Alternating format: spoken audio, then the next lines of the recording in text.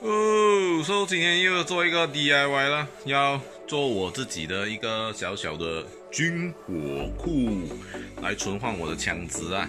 所以等一下做完了才给你们看一下是怎样的。首先我们要用到的东西就是铁锤，还有什么呢？铁钉，还有这种网啊，演完了，让我们再看成果啦。所以现在钉好了一个网了，是要放了第一把枪，看一下我们这个网到底可以放几把枪啊？所以网配成一个旁边的一个 hook， 配上这个 hook 哦，应该你看可以挂住枪哎。所以等下我们再挂另外一把，看一下，这样就很美的军火库了。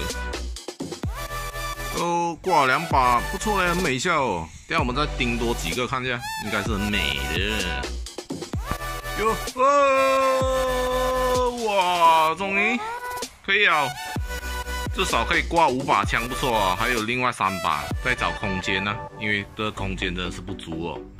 所以这个房间啊，有呼吸困难了啦，真的是太多东西了，真的是寸步不离，书本很多，模型很多，败家产品太多。